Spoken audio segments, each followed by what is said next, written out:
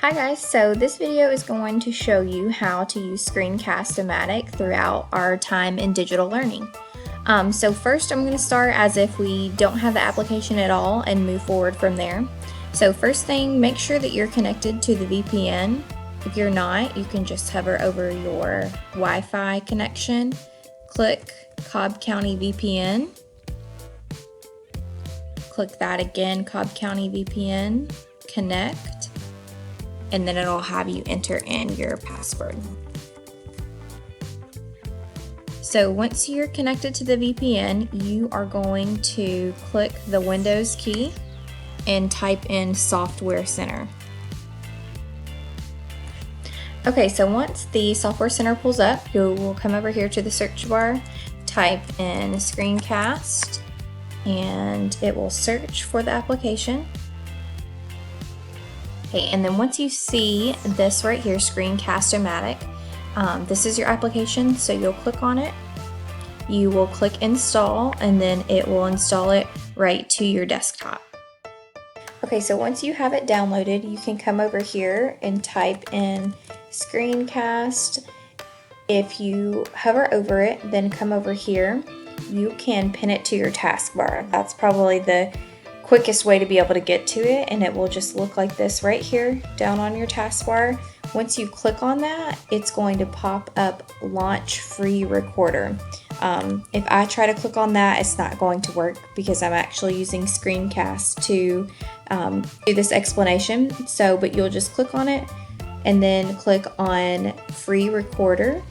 Then at the bottom of the screen, right down here, you will see a little red dot that says REC. You just click that, it will count you down from 3, and then you're ready to go. And it has several different options that you can use Screencast for, and I'm going to show you those in just a second. Okay, so here's one example of how you can use Screencast to send some instruction out to your students. So I just pulled up a smart notebook that I had where there's an example of a problem, and I could just read this problem, work through it, talk through my thinking, save it, send it out to my students. And so something that you already have created, but Screencast allows you to just talk through it with your students. All right, and another option that you can do is you can also use any PowerPoint that you already have that you would typically use within your classroom. So again, I just pulled up an example that I had. So I would you could put it in slideshow and literally just talk through this just as if you were presenting it within the class. You can go through the whole thing with them, any way that you want to do that. If there are questions in the PowerPoint, one idea would be to have them answer those questions and they could upload it to Seesaw or something like that. But again, real easy, just present it just as you would, pull up that Screencast, record it, and send it out. All right, so another option is you can use the webcam, and it just allows you to video yourself just as you were just talking to a camera. So you could just kind of give some instructions on something, or if you have a whiteboard or a piece of paper, you could just teach on that if you prefer that over using Smart to write on. Sometimes something like this is a little bit easier. So that's just another option.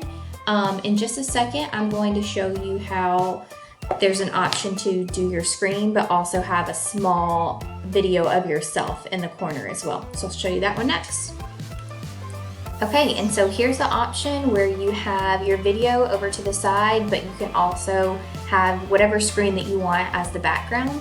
So an example I could see with this is maybe having a page or something that your students are going to be completing. Have that there, but then have your video over here. This gives you the opportunity to have some space to do an example problem for number 1, to work that right here. It also gives you the opportunity to do the same thing, but on your screen here so your students can see. So like with any of these options, there's going to be several different ways that you can use this. I just kind of wanted to show you a few ideas to kind of get your brain going. But that is one way that I see you using this tool. Alright guys, so that in a nutshell is how you can use Screencast-o-matic over the next course of this digital learning time. If you have any questions, please don't hesitate to reach out, send a message. I'm more than happy to brainstorm any ideas. And also, I know that this is just the tip of the iceberg. So if you have an idea that you want to share out, just feel free to do that. Collaboration with your teams has been awesome. So I know that you will continue to do that as you use these tools as well.